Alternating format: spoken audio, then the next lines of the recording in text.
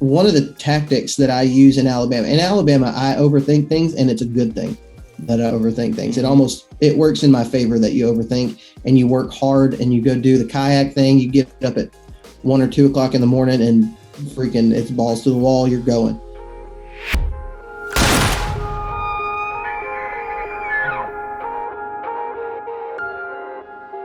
All right, what is up, everybody? We're heading south today. Not south of the border, just south. We've got Parker McDonald Sawyer. I got Sawyer to my right, by the way. That's the northern pronunciation, right? Yep, that's a little northern twang on that one. Northern twang. We're going to talk today about Parker. He's got some really cool platforms that he's built, how he got into deer hunting, southern deer hunting in general, maybe some Alabama specifics, and all that good stuff. And it sounds like you've already been hunting, Parker, so we want to talk about that. But before we get too deep, as I like to say, if you can, introduce yourself, and let's just talk about, what you have going on, how you got into hunting, and all that good stuff. Sure. So appreciate you guys having me on. My name is Parker McDonald. I'm actually originally from West Texas, Midland, Odessa, Permian Basin area. That's where I was born and raised at, and moved over here to Alabama when I guess I was about 18 when I moved here, and it's a whole different hunting culture. Even though Texas is technically south, it's kind of more of a southwest type thing. And if anybody's ever hunted Texas, you kind of know, like, there's not a lot of public land. It's in West Texas, there's virtually none.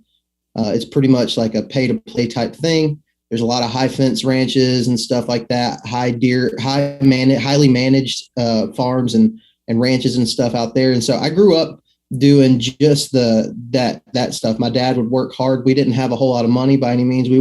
My dad's a pastor, so we didn't have the oil field money that a lot of people had out there. So he worked hard, saved up money, and got on a lease every year. And that was pretty much how I grew up hunting. And I had family here in Alabama, so we would hunt here just about every year. And I always thought, man, like, what would it be like to live in Alabama? Alabama is just, that's like the Mecca for deer hunters. You do whatever you want here, you know? And I've learned that that's truly not the case. But it is a whole different story when you move to a state like Alabama from a state like Texas. I love Texas. I've got the Texas pride even still. I haven't lived in Texas for years, but like, somebody talks about Texas, I'm tuning in and I puff up my chest, and I'm sure everybody's heard about the Texas pride, and, everything's bigger and better in Texas. And it's true. That's a true statement. It is a true statement. High school football is really the only football that matters. There's, just things like that. But no, I moved here in, I guess it was 2009, and pretty much started doing the hunting club thing. Out here you have hunting clubs. It's the same thing as a lease, pretty much. But I had success on the hunting clubs. Like, it was good for me, as a single, college age guy.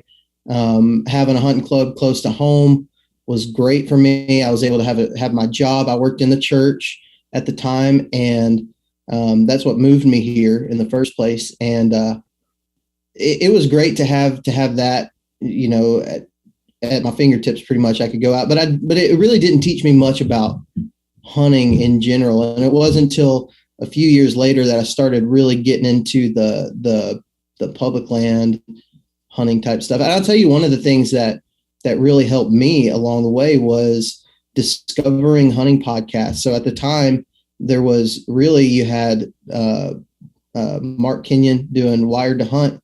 You had maybe Randy Newberg may have done his podcast at the time, but that didn't really apply to me for where I was at. It was mostly talking about Western big game type stuff. And so I really learned a lot from listening to Mark Kenyon, and he was talking to a lot of people. But even then, it didn't apply completely to me, because he was mostly talking to Western, not Western, Midwestern and Northern guys, which is I'm not going to say it's a totally different game, because whitetails are whitetails.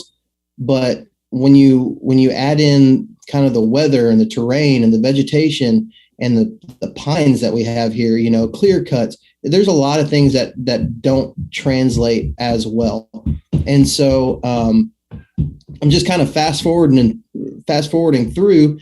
I started this whole kayak thing where I would access the public lands that I was hunting through kayak. And that's really how I started hunting public land, because it just made sense to me. You have these big chunks of public that you're not able to walk to them. Probably a lot of people aren't going to be boating to them. Maybe a few, but still not nearly as many as the people walking in on the big, walk-in access areas. And so it just made sense to me to hunt that way. And so I started doing that, ended up being really successful my first year, tagging out $3 here in Alabama, killed a few does as well. And really, my first year hunting public land, I had probably one of my best seasons that I've ever had hunting private land even, like it was, my eyes were open to the possibilities, and went on a podcast with Dan Johnson from Nine Finger Chronicles and built that relationship, ended up starting a podcast on his network through Sportsman's Nation. That led to saying like, hey, I'm going to just start filming stuff. There's a lot of crazy crap that happens when you're out here on a kayak in the cold weather by yourself at 4:00 in the morning. I might as well try to get stuff on film. It seems interesting. It's interesting to me. Maybe some other people be interested in it. Started the YouTube channel, and that's kind of led to where we're at now, man, hunting all across the, South and the Midwest, and trying to do as many opportunity type hunts as I can.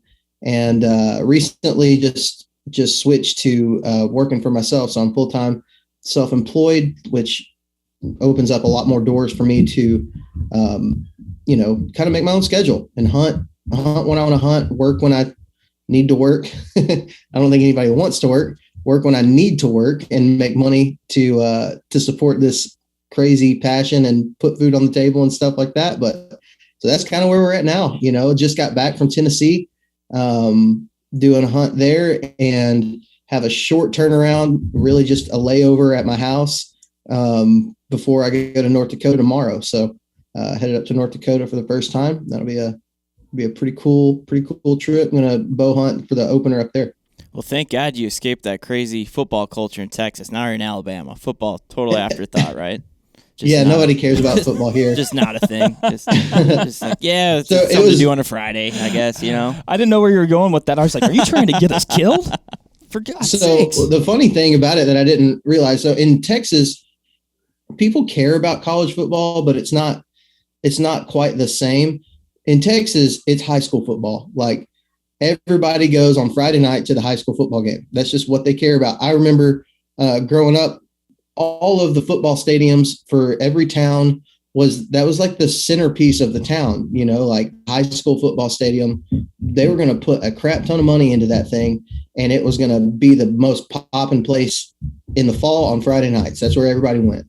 And I moved here to Alabama, and I'm like, what the crap? These football stadiums are just junky, like it's like a stand that'll fit maybe 100 people, like bleachers that'll fit like 100 people in them.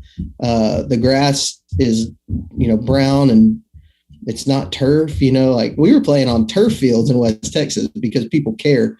Out here, it's like Fridays are good and all, everybody, people play football, but it's really people live for Saturday here. Mm-hmm. They live for that Alabama football, and there's a few Auburn fans spread throughout, but it's all about the Tide, man. That's what people care about. I don't personally. I'm like, whatever. It's deer season. I'm not paying attention to any of it. I don't have the capacity to keep up with deer season and football.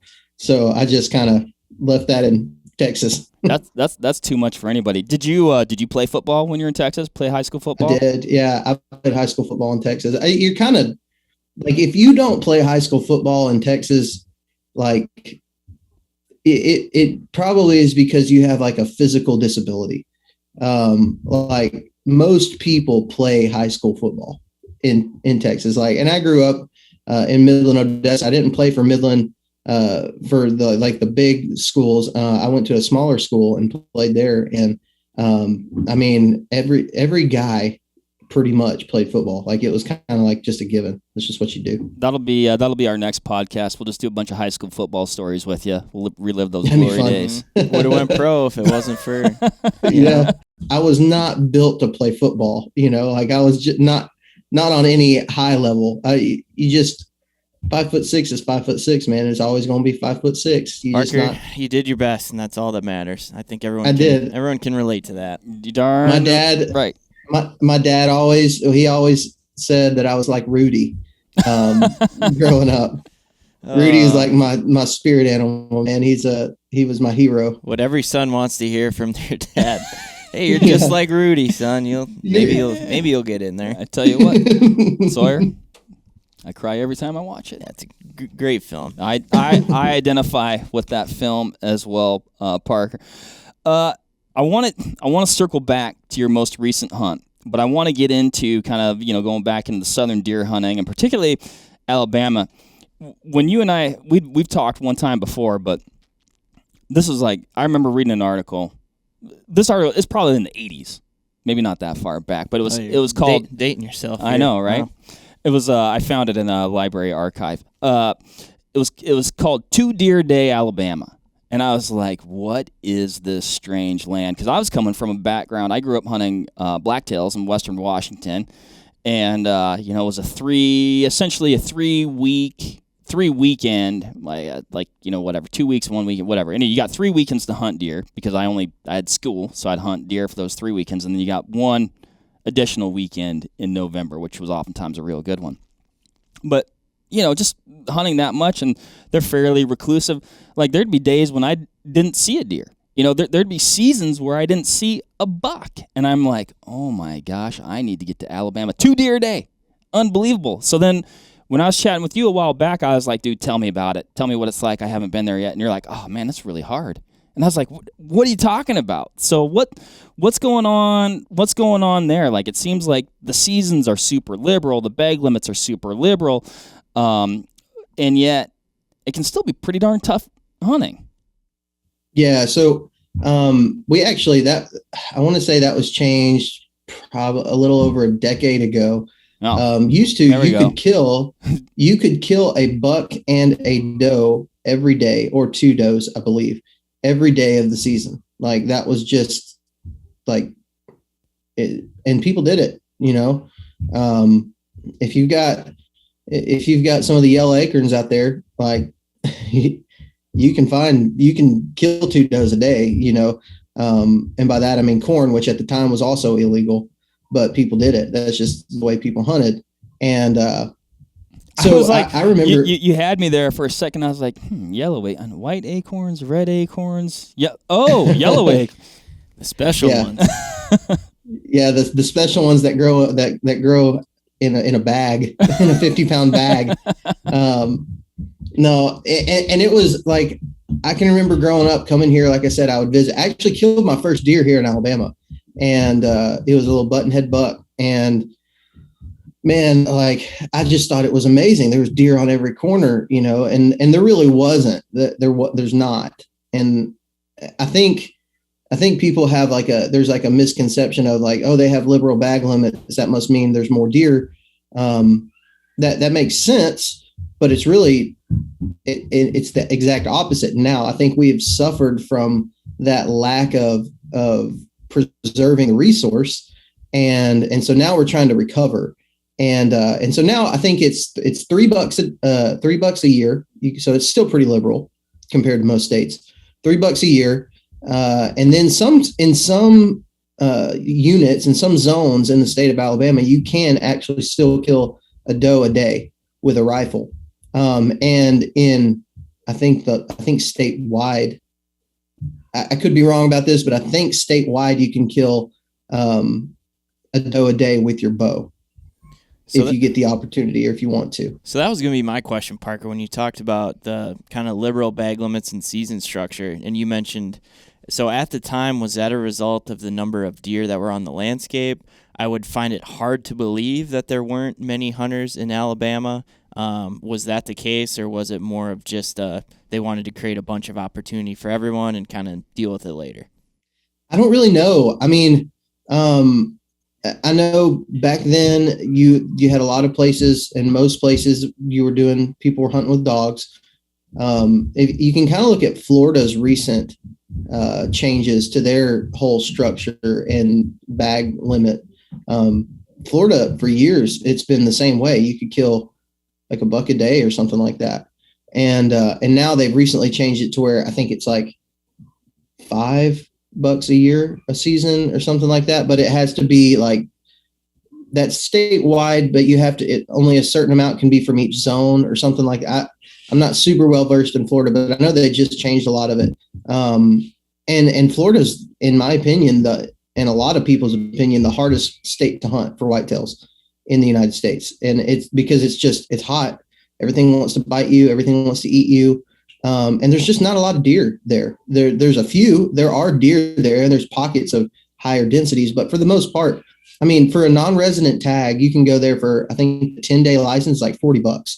So you can tell, obviously, they're not like, come hunt Florida, then it's just not a thing that people do. And so Alabama is kind of the same way. The other thing about Alabama is that we have a lot of hills and hollers and thickets and woods, not a lot of like real big ag land like you would have in another state. So there's not a lot of those big destination food sources where you could go out to, let's say you were out in, I don't know, Iowa, for example. You go out to Iowa and sit on a bean field, you're going to see a lot of deer come to that. Every deer within that area is going to come to that bean field at some point. In Alabama, you just have hills, hollers, maybe a food plot here and there, but not really. And there's a little bit of agriculture, but not much, And so the deer, their food sources are going to be more of browse in a clear cut, in a real thick clear cut, or during the fall, they're going to be eating acorns and doing that stuff, which every deer in a square mile is not going to come to one single oak tree to eat those acorns. That's just not the way it works. So the destinations are spread farther apart, and you can't really go to a place and just see a whole bunch of deer just come into one food source like you can in a lot of other states. And so I think Alabama's deer densities they're not struggling. They're not bad. Our buck to doe ratio might be off just a little bit, but we have a pretty decent deer density, but actually hunting those deer is difficult because there's no like destination places to go. Yeah. It sounds like you don't have that level of predictability that you might get, with exactly. A big egg food source. And it's funny, not always, but talk about like crossover between hunts, right? You can always learn something from, one hunt and apply it to a different area. And just hearing you describe Alabama, there's a lot of similarities to actually hunting blacktails on the West Coast, at least. So, and I guess I'm talking more like Washington, Oregon coast, maybe not like California blacktails, but no real food sources. I mean, yeah, there's definitely some, people have, some occasionally, but by and large, you're looking at clear cuts and browse. I mean, you're hunting a combination of big timber, clear cuts, things like that, gated logging road systems. And it's interesting to hear about you talk about whitetails in similar way. And I think going from Texas to Alabama too, Parker, I know you said the first year you hunted public in Alabama, you had success. Can you describe kind of the change in strategy and maybe the change in approach? Because Texas versus Alabama, very different. Neither is better than the other. If it's legal, if it's ethical, go do it, right? Like, who cares? Mm-hmm. But I think the difference is potentially in strategy, hearing you describe the landscape. What did that learning curve look like as far as kind of changing the style in kind of the way you hunt? Did you need all different gear? Was there more time spent scouting, less time spent scouting? Like, what did that transition look like? Yeah. So that first year doing public land hunting was a lot of scouting. I mean, a lot. I don't do nearly as much now in Alabama because I pretty well have the area covered. I know what a lot of the stuff offers, and I do most of my scouting during turkey season anyways when I'm going to be moving around. And so as far as my summer and off-season scouting, I'm not doing just a ton of that unless I get a wild hair. I find something that I haven't ever been to before, and I'm just like, let's go check it out at least. But most of the time, even at that, I'm just going to wait till the season and find the fresh sign and go in and just burn a hunt on it, to be honest with you. And so that first year was a lot of paddling, finding, I'll tell you, one of the most important parts to the style of hunting that I was doing and that I still am doing with the kayak is making sure that the areas that I was going to paddle to and spend that much effort going to, making sure for sure that they were, not accessible by walking. Because there's a lot of places, if you're looking at Onyx maps or something, there may be a trail in there that from a road that you don't even know exists because it doesn't show up on the map. That happens pretty often. And so I spent a lot of time driving the perimeter everywhere possible that I could go, because I don't want to get up at 2:00 in the morning, start paddling at 3 a.m. and paddle into a spot only to find out that I could have got up at 5:00 and walked in there and set up, and potentially walk in and find somebody else there set up. That's not what I want to do. There are still advantages to coming by the water, though, that we can talk about here in a little bit. There's a different advantage, even if it's a walk-in area. If you have the ability to come in by water, there are advantages to that. But my main advantage, I don't want to deal with people. I'm probably a terrible public land hunter because I don't really like dealing with the public much. And so I really try to find those places that I can just kind of recluse. And because the other thing that I know too is if nobody else is able to walk in there, a lot of those deer are probably living in there and have been living in there their whole life. And so that's one of the things that looked a lot different to me. I was doing boots on the ground scouting type stuff.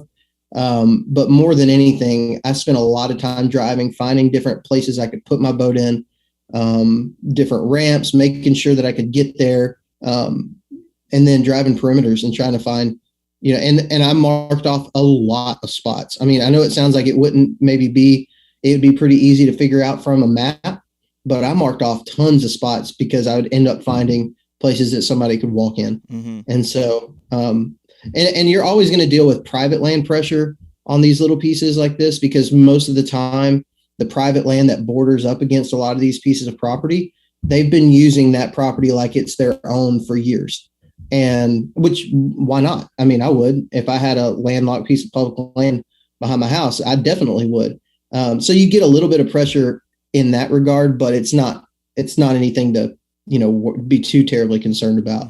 I don't think. I deal with most of that during turkey season anyways, because people are moving around so much. Yeah. But during deer season, for the most part, like I rarely, in Alabama, I rarely see anybody when I use my kayak. I mean, I can't even think of a time that I have, to be honest with you, in my kind of home range area. I think to rewind a little bit and to touch more on, Mark, your question about hunting culture in Alabama. And I know it's tough to kind of paint broad strokes because there's so many hunters and everyone does it a little different, but you mentioned hunting clubs. Yeah. I think potentially for a lot of people listening, that might be a point of confusion only in semantics. Like it might be describing something that they do just with a different name.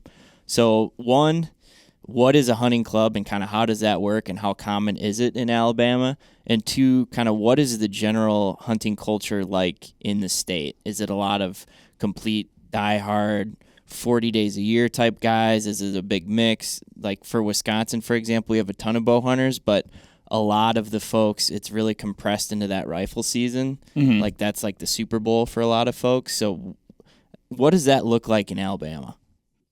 Yeah, so the hunting culture is huge. A lot of people deer hunt.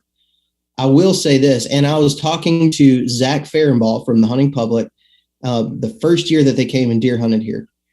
And he was like, man, I just imagined there would be more people on this WMA that we hunted. He was like, just what everybody says, it seems like there would be more people out here. So the way that our the WMA type system. I'm going to get into kind of the hunting culture with this. The WMAs have gun hunts on certain weekends throughout the season. So even though it's gun season on the WMAs, on most WMAs, they're only going to have certain weekends that you can actually gun hunt. You can bow hunt it year round or season long, but you can only gun hunt it on the certain weekends. While the hunting culture is huge here, the bow hunting culture is not. So most of these places you can get into and pretty much feel like you have the whole WMA to yourself, because most people are chasing around, going from public land hunters are going from WMA to WMA on the gun hunt weekends and just gun hunting, or they're hunting, they've got private land that they can gun hunt or whatever. Our gun season literally goes from like November. So if you went statewide, like November the 15th through February 10th is our rifle season. Holy cow. So it's long, man. And so you have plenty of time, and most people, and the rut's so spread out here. Like you have pretty much from that moment, from the beginning of gun season to the end of gun season, you can find a primary rut in the state of Alabama. So that's one thing that's just a little bit different from the rest of the country. The South has just weird rut times for whatever reason. And so that's kind of tells you a little bit about the hunting culture. It's not die hard. Like you're not going to find a lot of people. That's why you don't see a lot of people using a boat to access these properties, because it's not really die hard. There are a few, and that is growing with kind of some of the exposure that you're getting with public land access and the whole saddle hunting thing that's going on. And like, so you get a lot of, you're getting some growth there, but for the most part, most people are hunting mom or nims, back 40 with a rifle, shooting does and small bucks. And it's just, that's kind of more of the hunting culture. Mm-hmm. So a hunting club is what a lot of people belong to. If they don't have like family land or permission properties, most people who hunt are on a club. A club is basically just a lease, and it can range from, 100 acres to 10,000 acres. There's small ones, big ones, and it's all membership based. And so basically what they're doing, we have a lot of timber companies out here and like logging type companies that own big chunks of land. And so they'll lease the hunting rights of that property to a hunting club, and the club president will figure out how many members he needs to support the cost of the lease and to pay for food plots, corn, whatever they're doing there. And he'll open it up, and they'll basically do kind of just a short every hunting club I've been on, they kind of do a short interview type process. It's nothing formal at all. You ride around the roads, they talk to you for a little bit, you pay your dues, and you hunt there for the rest of the season. And they have work days where everybody gets together and, clears out roads and makes sure the blinds are all in good shape, plants food plots, do all that kind of stuff. And so that's mostly what most people belong to. I have been on several, and I'm actually going to be on another one this year, just specifically for my daughter. So I can take her and hunt comfortable and try to get her into it. I feel like she's 4 and she's probably not going to be all about the kayak thing in January. So, that doesn't sound like the thing that she would probably want to do, but, so I got on one. I think I'm paying like $650 a year to be on this lease. It's a pretty good lease. I actually got invited onto it as a guest last year and killed a buck the day that I went. And so, my take on it is I like to hunt, and I've always wanted to do this on a hunting club, take what I've learned through, pretty much 100% public land hunting, take that and apply it on a hunting club and see if it works. Because a lot of times the hunting clubs are going to be more pressured than it's 100% more pressured than the public land I'm hunting. I'm pretty much hunting unpressured deer the way that I do it. And going to a hunting club where they've got guys sitting in blinds every single Friday and Saturday over a food plot, there's a lot of pressure, and it's consistent pressure too. And so I got on it this year, and I may hunt it a little bit by myself. But I mostly got on it for my daughter. But that's kind of give you a brief summary of what a hunting club is like. The reason I don't like them is because a lot of it is politics. You'll find that, and I've had my share of altercations with in different hunting clubs that I've been a part of. You've got one guy that's probably in his 50s or 60s that's been the president of this club for years, since he was 30.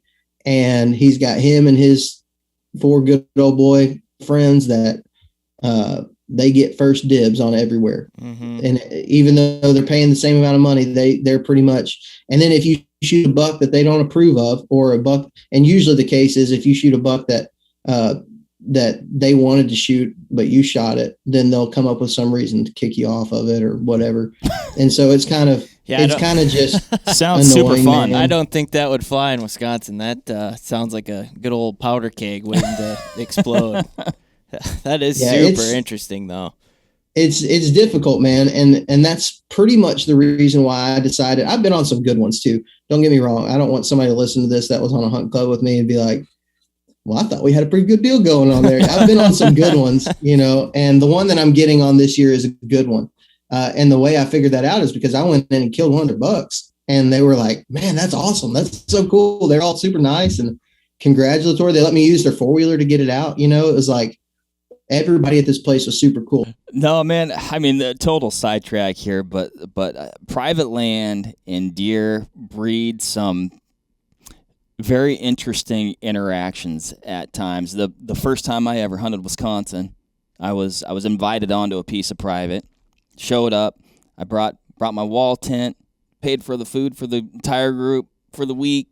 We had what I thought was a pretty nice deer camp until I shot a real nice buck. And then it was just sour grapes. Everybody was sucking on sour grapes after that. The guy, now I'm just venting, Sawyer. The guy who, it was actually his dad's land. He ended up killing a buck the next day, so we took him to the taxidermist, and he's like, hey, you just put him under my name. And I'm like, all right, well, maybe get like a bulk deal here. Like, it seemed interesting to me. I'm like, yeah, whatever, put him under your name. And he paid for the deer mount and refused to give it back to me. Like, he went and picked both deer heads up, and I still haven't seen that thing since. That was big, guys. We call him an 11-pointer around here, Sawyer. Hey, but you'll always have the memories. I've got the memories, but that was just like, it was like a bizarre thing. Like, the last thing that I would ever want would be somebody else's deer head, but I'm sure it hangs with pride. Anyway, big sideline there. But getting back to the deer lease, or the leases, the hunt clubs, which sound like they're pretty close to being the same thing. One thing you said stuck out to me. I would have thought that it would have had, like, less pressure, like a good piece of private, like, oh, then this is being managed, and which I'm sure it is, but like, you're talking about the public actually having less pressure, which that was kind of surprising to me. But I imagine people are like, hey man, I got some money wrapped up in this thing. I'm, number one, you care enough about hunting that you're willing to spend some money on it. So you're mentally and physically invested in it. So I could see how that could be the case. And like you said, I think what you're potentially banking on, and correct me if I'm wrong, but people will get into their hunting habits, and you might be able to use that pressure to your advantage. 100% right. And while I'm using the kayak most of the time, I'm kind of backdooring a lot of these properties and these areas, and seeing a lot of deer, man. Like, I see more deer on public land than most people in Alabama. And I'm not saying that in a bragging way, because I don't always see the biggest deer, but I see a lot of deer. And because I'm actually getting to see deer do what they do, act like deer. They're not always looking up, and they're not like walking on pins and needles because they've had somebody in their core area every day since the beginning of the season. I'm actually getting to watch deer do what deer do. And I know another guy out here who's a freaking killer, man. His name's Jamie McKay, and he uses a lot of pressure, other people's pressure, to his advantage by going. We have pretty steep terrain. We have bluffs, and in these bluffs, you'll find gaps and they're simply called bluff gaps. And a lot of deer use those as their exit trail to get, from one place to the other. So he'll find an area that he knows a lot of people are going to be hunting on one of these gun hunts, and he'll find the bluff gap that's closest and watch where all those deer are coming. They're sneaking out through that gap, and he'll set up right by it and watch those. So he's using other people's pressure.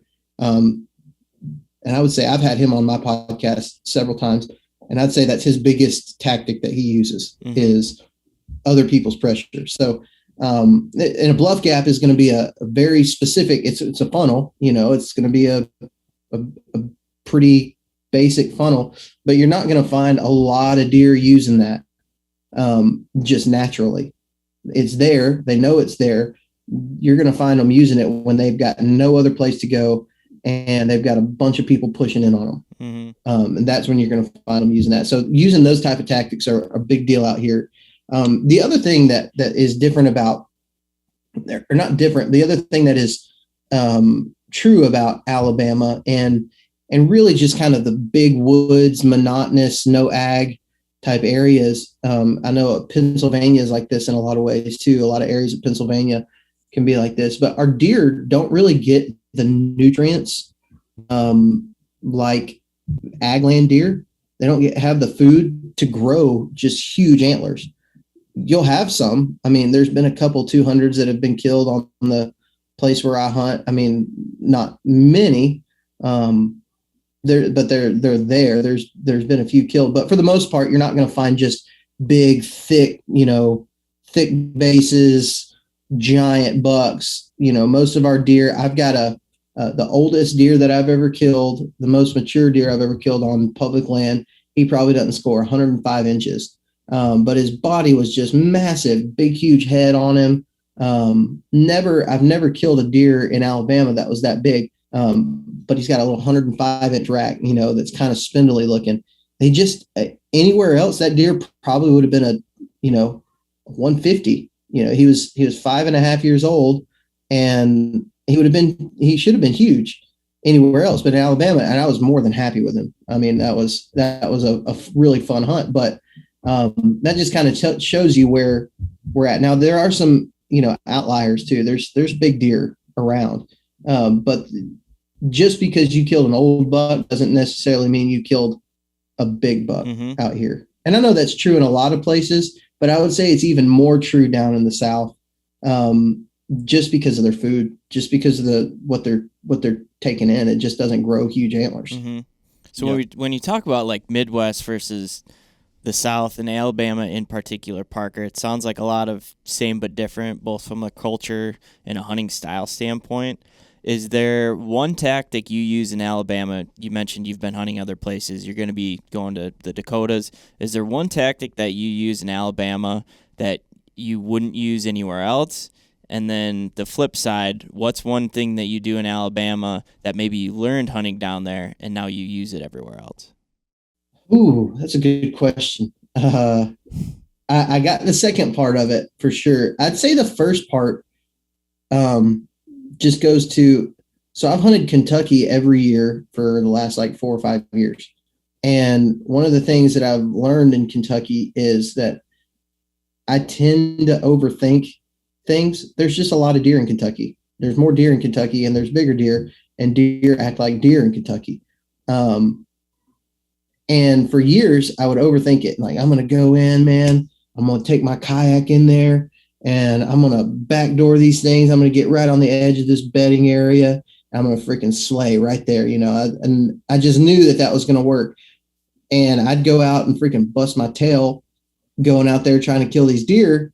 And, Jim Bob sitting on the edge of a bean field, 45 yards off the road, killed a 150. And I'm like, what the heck, And so I think one of the tactics that I use in Alabama, I overthink things, and it's a good thing that I overthink things. It works in my favor that you overthink and you work hard and you go do the kayak thing. You get up at 1 or 2 o'clock in the morning and freaking it's balls to the wall. You're going. Now, other states that I've been to where you really don't have to do that. You can, and working hard is always going to pay off. but work smart as well. And a lot of times in other states, I tend to hunt it like I'm hunting Alabama, and it does not work out in my favor. And then the times when I am successful in those states are the times when I was just like, you know what, screw it. I'm just going to go and walk in somewhere and set up, and it works out, just not overthinking things. Now, another thing the thing that I do here that I absolutely will do everywhere else, and I think this is just a deer hunting thing, is hunting like compounding features. So you've got obviously transition lines. Most hardcore deer hunters who are students of it know that deer like the edges. As many hard transition lines as you can find that converge into one spot, that's a good spot. Now, the other thing is finding the terrain features that are within those hard transition lines. Whether it's a ditch, a ridge, a drainage, whatever it is, finding every spot that I go into and consistently have success here in Alabama. So the spots that I would consider to be my spots that I'm going to go and hunt at some point every season, they all have that factor. They've got hard transition lines, X basically. I did a podcast with a guy and he said X marks the spot. And so I've been saying that ever since. You find those X's on the map that have pines, clear cut, hardwoods, and whatever, something else here. You find those, or maybe it's just a three-way, maybe it's just a T and you just got whatever. I can almost guarantee you there's going to be some type of deer trail coming out of where they all converge. But it's going to be even better, and you're going to find more buck activity there if you can find that T with a ditch that runs through it, or some type of drainage that comes into it or out of it. And that is the common denominator of so much of my success is that area. And so if I go to another state, I'm looking for that 100%. Every single time I'm going to look for that. It may look different, it may not be a clear cut and pines and whatever, but it might be, hardwoods, a bean field, and a cattail marsh or something, whatever is in that region. But whether or not I kill something there or I have a good, encounter with a good buck or whatever, I don't know. You can't ever know, but I can guarantee you just about every time when I find those features on a map, it's going to have a heavily used trail right there. And so I'm confident in that, man. And so it works. It's worked for me in other states. And I'm always going to use that wherever I'm at. I think you nailed a huge one there about, in some ways, just deer being deer. And I don't know why. I guess I'm in a blacktail mood today, Sawyer. But I went back home 2 years ago and shot a real nice buck, at least a real nice buck for me in the timber, and it was like big timber, right? But like right on the edge of that timber was a hard transition to like what I would consider like a perfectly aged clear cut, like tons of browse. But like, still some, mature enough, furs that, it was just like what I consider perfect age clear cut, probably like 4-year-old clear cut. And then just beyond that was a bunch of reap rod, which is just thick as all get out. And they're just, all these things came together in a pretty small area. So I still hunted through that timber, shot that buck. And then my brother got an opportunity. He ended up missing it at another real big buck in that same spot. And there was tons of does in the area. And up until we found that spot, we were actually having a hard time finding deer at all. Even decently fresh deer sign. And we jumped down in there, and I was like, okay, we're getting close. There was tracks, there was rubs, there was hard trails. And I just, like you said, just like all those different edges, the diversity of habitat. I think that's one thing. Like you said, X marks the spot. You can find some of that stuff when you're doing your aerial scouting.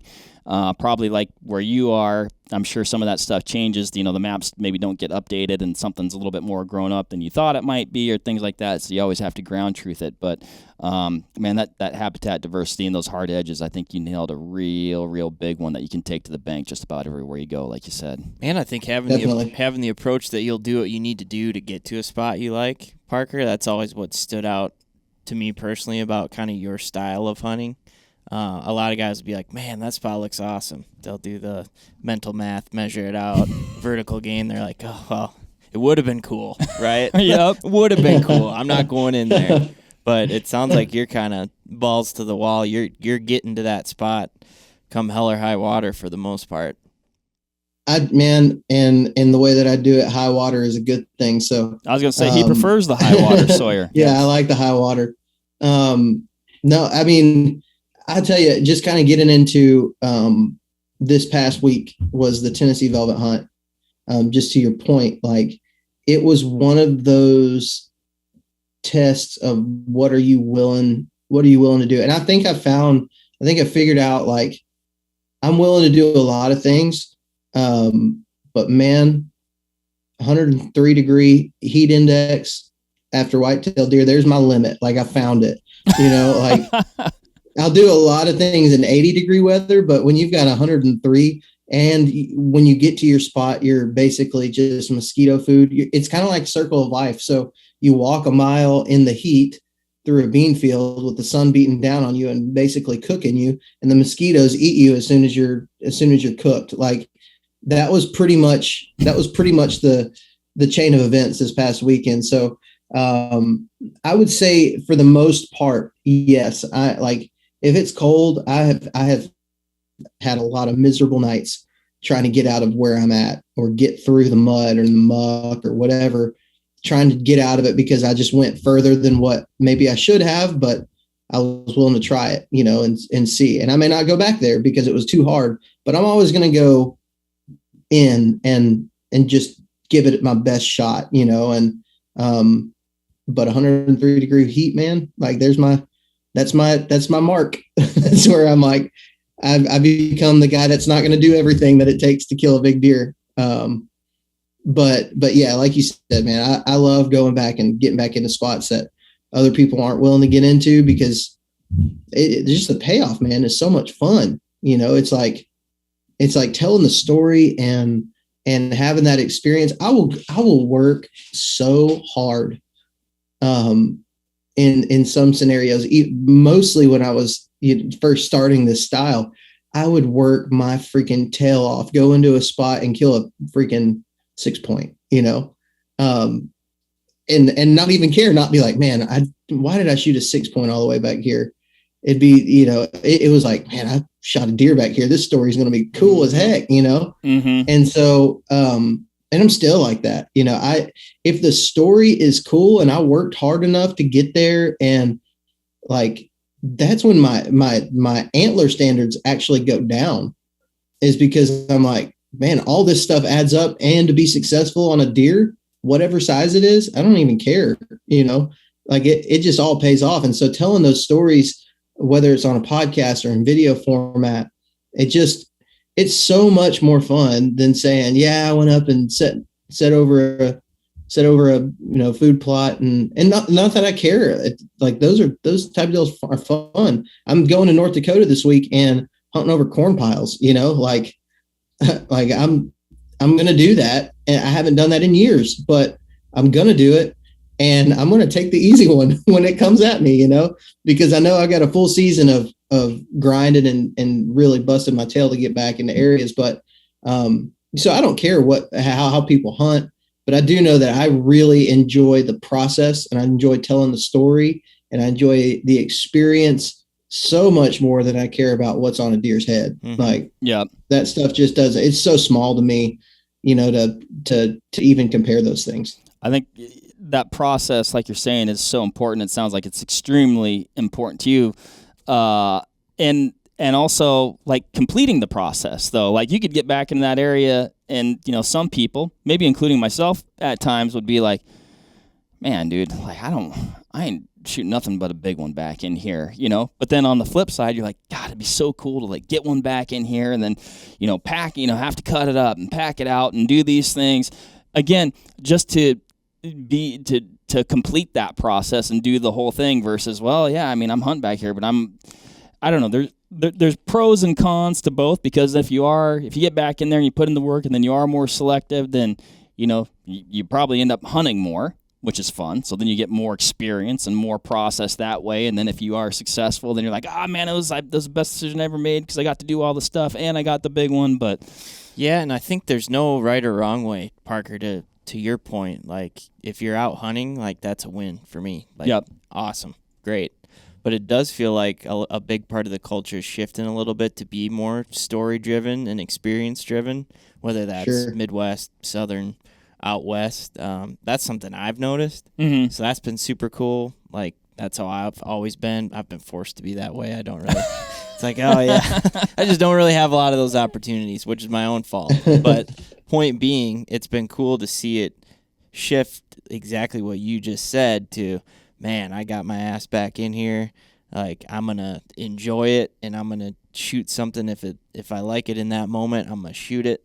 I'm going to bring it out, and I'm going to tell the story of it. And I think people are going to be just as excited on that as a huge deer, you know, just because the way that you tell that story and kind of explain it, I think it's going to, one, inspire them, and two, I think it's just fun to hear that stuff. Like, a big deer with no story behind it versus a smaller deer with an awesome story behind it. Like, I know which one I'm choosing, you know, that's just me, but Oh, for sure. And I mean, you might have the biggest buck you've ever shot and the smallest buck you ever shot, but the one has, A, B, C, D through Z, and the other one was like more of I went out here and I shot it. Like, what story are you, and not that that's telling the story is a part of hunting. We've been telling the story for years. I mean, people have been telling their story via cave paintings. Mm-hmm. It's part of that primal hunting element. But then, like you said, like, there ain't no wrong way to do it. And like we were talking about earlier, but like, you're going to go on that North Dakota hunt and hunt over corn pods. You're still it's just different. You're going to learn things. Yeah. You're going to see things. You're going to, see how deer act, respond to pressure, whatever. You learn from it all. That's for sure. Mm-hmm. Yeah. And the other thing too, it's such a fine line as a creator, as somebody creating content in the space, of like, most of the time, the way that I'm hunting is going to be on a kayak and doing that whole grind. And so people expect that from you. And people expect you to be against the other way of hunting, right, which is what I'm going to go do next week. They expect you to be against all that stuff because that's not your style. And I'm not. I've never been against. I try not to be against any type of hunting. My upbringing I've had an interesting perspective on even things like high fence hunting, just because I was raised around it. I was raised in that culture. And so I've seen some of the stuff that other people who maybe have no experience, they don't know exactly what they're talking about when it comes to a lot of that stuff. So I try not to talk down on any style of hunting. And I always look at it like this. So I want to go to Six Flags, right? People have been to Six Flags, to Disney. Let's just say Disney World. Going to Disney World is fun. People go to Disney World for vacations, and nobody's like, I don't want to go to Disney World. Like, most people kind of would go for fun, or you go to the movies for fun. There's other fun things that we as deer hunters do that are not deer hunting. Hunting deer, shooting a deer over a corn pile is still infinitely more fun than going to the movies to me. Like, it's so much more fun. And so I'm going to go do it when somebody asks me if I want to go, like, I'm not so stuck on my ego that I'm not going to go out and do something that is more fun than most things in the world, mm-hmm, just because it's not my style of hunting that I normally do. Like, I'm still going to go do it. I'm still going to have fun. I'm still going to have more fun than I'd have doing almost like 95% of other fun things in the world. So that's just how I've always tried to look at it. It's all the experience. And like I said, like, I don't have any, first off, as a creator, I don't have anything to prove. You could go back and watch videos. I don't think any of us have anything to prove to anybody. So you're going to get negative comments. People don't like you. People don't like the way you do stuff, whatever. You get over that. And, but like, just go out and enjoy it. Like, I think that's what it all comes down to for me, I want to show people that there are multiple ways to enjoy this sport and multiple ways to enjoy the outdoors. And I love it, man. Like I freaking I love shooting. My dad killed a spike last year and I got to video it and he got to kayak it out as his first ever. It was on public land, but it was his first ever buck to kill using the kayak. And he's been watching me do it for years. And he's done it with me a couple times. And that was his first one. And I got it on video. It was my favorite hunt that I videoed last year. The emotions being out there with my dad, like the guy who got me into the sport and invested so much into me. And he went out and shot a spike. And you would have thought, man, those woods lit up. You would have thought he shot a 150 because we were so excited about it. And I put like so much work into the B-roll and got the drone out. It was the most hardcore footage you've seen of a spike probably ever. And so like, while I killed some good deer last year, that was the one that sticks out to me. And to most people who watch the video, that's my favorite video. I've gotten that so many times. Like, that's my favorite video that you did, because I think most people, they want to see that experience. They want to see you have fun. That's more inspiring. Yep. Yeah, to bring it all home, I'm not going to speak for your dad, but he wasn't on the way in his mind, holding out for a specific size deer, you know? Like, no. He was like, I'm going to bust my ass. I'm going to get in here, and hopefully there's a deer on this kayak on the way out. Yep. No, I mean, that was it. I was. It's the size of the hunt, you know, and so many things can make the size of that hunt up. It could be family. It could be going in with your dad. It could be, different variables or elements make up the hunt, and different hunts are important or like bigger in your mind for different reasons. And tying back into what you were talking about before, I think now I'm switching gears, but that's what my brain does. You don't have to pick sides. You don't have to be like, I'm only a public land deer hunter, or hashtag bow only, or whatever. It's like, hunting is fun, and whatever is fun to you, go do it, and you're going to get different things out of different hunts. There's different. So you're talking about, just hunting culture, right? And we were talking about this collectively earlier. Hunting culture in Texas is different than Alabama, than is different in Wisconsin. That's great. Go experience that. Get that perspective. Don't judge it. Go get that perspective. See where those people are coming from. That's or somebody might say, oh, you shouldn't hunt deer with dogs. Well, somebody might have grown up hunting deer with dogs, and that's all they know, and that's what they love, and that's family to them, and they like training those dogs. So I don't know. I think we spend a lot of time picking sides and judging, and we're all hunters at heart. And I think at the end of the day, we're getting similar things out of the hunt. And I think if we can think about it, in that regard, we'd be a lot better off. Mm-hmm. There's very few hunts that are easy hunts. You know what I mean? Like, you have the public land guy who's out there grinding and doing his work there. But then you have the private land guy who works, all season long, getting his food plots ready, getting his stands, whatever. And then you have the high fence guy who somebody worked really hard to afford that property and make the money to do that. Like, there's always going to be hard work that goes into almost all of those things. The person pulling the trigger may not have been the one that did the hard work, but somebody did hard work somewhere to produce that. Mm-hmm. And so that's the way I always try to look at it. I've got a friend here who manages, his dad owns 10,000 acres here of timberland, and he manages it for big, giant deer. And this man spends every minute, he's retired now. He spends every minute of his life. Like, you go out to his property and you see trees that are planted, and they're planted there for the specific purpose of whitetails. Like, the reason that tree is planted in that one spot is for the benefit of whitetail deer. So his grandkids go out there and they shoot a deer out of one of his food plots. Probably the first day they'll shoot a big giant buck. And it was easy for them. But that man, the man who owns it, he's put in a lot of time working, and he's reaping the benefit watching other people be successful in it. So I always try to look at it like that. every hunt is every most successful hunts. There are lucky hunts. Don't get me wrong. Those happen where a guy goes out on public land, sits 50 yards off the road, kills a giant buck. Those happen every once in a while. But for the most part, people who are consistently doing it, there's hard work that went in somewhere. It just may not be the guy who pulled the trigger. Yeah. And that guy that, gets lucky, or whether it's, you or me or Sawyer, or generally there's a heck of a lot of hard work that person's put in. It's like, well, sometimes you just get a layup, get that get that game. Yeah. You got to take those when they come too.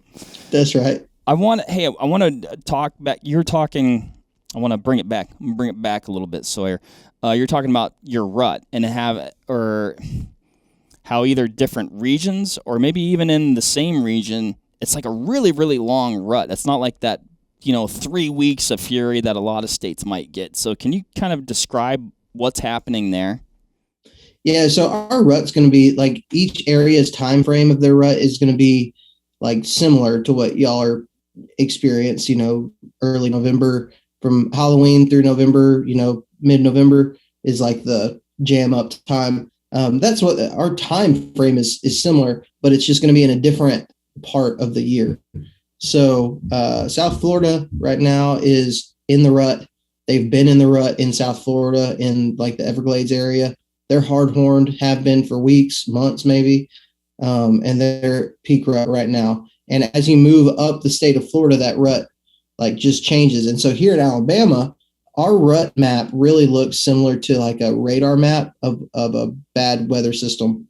It's a heat map where they have each thing, whatever, listed. So where I hunt, the rut is going to be basically early December through, I would say December 1st through December the 18th or so.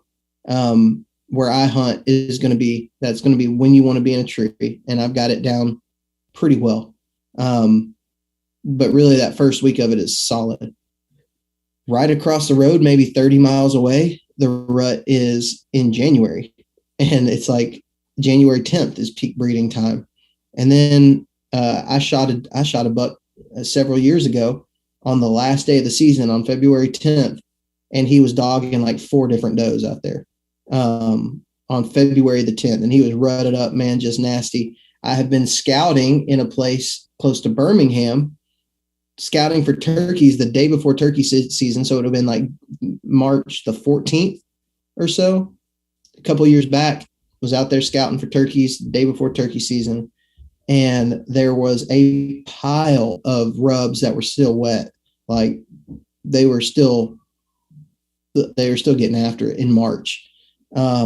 Then you have places, you've got a strain of whitetails that they brought from Michigan or whatever. At least that's what old people have been saying for years is what happened. And they live, like probably 15 miles to the north of where I hunt, and they'll rut like normal, Midwestern whitetails. They'll rut like early November. And so you really have just this crazy weird rut that happens. So while in that one specific area, the rut may only last for those 2 or 3 weeks, you're still going to get, you can go and chase the rut throughout the state. And then when you factor in Florida and Mississippi that all have those crazy rut times as well, you can kind of like from July through February, you can hunt the rut if you have the time. So that was going to be my question. Knowing the bag limits and how that's set up, are there guys in Alabama that'll just follow that heat map Absolutely. right up the state? They'll do it. They'll do it in the those WMA gun hunts that I was telling you about. They open them during those ruts. Like they if the rut's in that area, there's probably going to be a gun hunt somewhere that weekend. And on one of those WMAs. And so guys will just go from one to the other, just chasing them. It's pretty crazy. I typically try to be tagged out by December 10th or somewhere around there. I'm going to hunt a lot of core areas during the early bow season and try to kill a buck or two doing that. And then have one tag left for the rut. And so far, I mean, that's worked for me to do that. Past several years. So and because I also want to do a lot of out of state hunts too. So Right. this is a cool thing about doing this though, is like when I go and hunt Kentucky. So this year I'm going to hunt Kentucky, Indiana, Ohio, and Pennsylvania during the month of November, end of October into November. It really doesn't screw up my rut hunting here at all, so I can go and hunt out of state, do like the big, rut hunts in a Midwestern state and have fun doing that and come back home and it's the rut back home, so I don't ever have to I don't have to sacrifice it. That's wild. That is. I just, every year, you kind of hit that magical window, at least around here we do, and you're just like, I wish this would last longer. Like, and I'm a little bit like you where I bounce around and do, a few different states, but not deer, really, a lot of different types of critters. So, like, that whitetail rut is just so special, but it's so finite here. It is. Man, I like this idea of, like, 6 months of whitetail rut. I don't know. Don't like it too much because I talk to a lot of guys who are like, man, that sounds amazing, and it's fun. But it takes a lot of time to be able to be efficient in the southern states. It's hot. It's hot throughout, what y'all are used to is our cold here is like 30 degrees. That's like the coldest, really. I mean, you'll have some mornings where it might get down in the teens, but it never gets lower than that. So our cold is not really all that cold. And most of the time it's going to heat up to about 60 to 70 later in the day, even through a lot of December and January. So you're hot a lot of the time, you're sweating, there's mosquitoes out. They don't ever die here. Like, they just pretty much live year round. They don't ever go away. There's snakes that really don't ever go away. And it's tough country, man. Like, it's thick and it's steep, and there's, you go down swamps, you got gators that want to bite your face off and water moccasins everywhere. So there's like, while it is cool that we can do these things, and I'm just kind of playing devil's advocate more than anything. It is cool that we can do these things. It's there's definitely, it comes at a cost. Yeah. It does come at a cost. Yeah, I mean, there's pros and cons. During our rut, you might not be able to feel your hands and feet, but you're also not going to get bit by a water moccasin. Mm-hmm. So yeah, exactly. That's exactly right. Dang, man, super. So much good information there. What you got any other questions? No, I had one. I evaporated. I was super interested in kind of the Alabama hunting culture, and I think you covered that. I think that's going to be interesting to a lot of people because I think the South, to a lot of folks up here, is like this mythic, just different place where things are just different across the board. Whether they've seen Bone Collector or whether they have seen any other different type of thing, I think everyone has their idea of what hunting in the South is. And what you described on the podcast was nothing that I anticipated hearing. Yep. So that was cool for me. I agree. I agree with that. And I mean, definitely a lot of really great tips and tactics. But I also think it's like you kind of gave up a lot of great knowledge and your trade secrets. But the common denominator there is it still takes a lot of work, which is just a barrier to, it's almost like you can give that information up, but person's still got to put in an awful lot of work. Mm-hmm. So that's right. No, I dig it, man. I remember what my question was. Let's just real quick. Okay. Let's talk. Everybody loves gear. I love gear. Sorry, you love gear. I think a lot of folks love gear because, that's what you buy to hopefully do less work, and then you realize you still just have to put in the work. But retail therapy. What is it like for a kayak hunt? Like, what's the baseline gear that you're like going in with? Pretty minimalist, man. I got camera gear, which takes up way too much space and way too much room. And so I've just been pretty minimalist with I use an Eberly Stock X2 pack that carries all of my platform and my sticks. So I'm using the saddle system from Tethered, Phantom saddle with the tethered one sticks and the Predator platform. And other than camera gear, man, that's pretty much it. Like I'm carrying all that in my pack with camera gear and going and finding a tree. If I plan to stay all day, then I might bring an Uncrustable or something, something tasty. I have kids, so we got all those kind of little foods around. Mm-hmm. So I try to be pretty minimalist, and with the kayak, you really want to be, because you don't want a ton of stuff on that you have to carry from spot to spot. So that's pretty much, that's pretty simple, but that's pretty much it. Hey, I like it. Light, fast, simple, minimalist. Get after it. So cool, man. Parker, thanks so much for the time. Super fun conversation, extremely enlightening. Tons of great info. Always good chatting, man. Looking forward. Yeah, absolutely. Thanks again for having me on. Yep. You bet, man. Good luck in North Dakota. No doubt. It's coming up. Heck yeah. Tomorrow. All right. Buckle up. Buckle up. Go get him, man. We'll talk to you on the next one. Try. See you, Parker.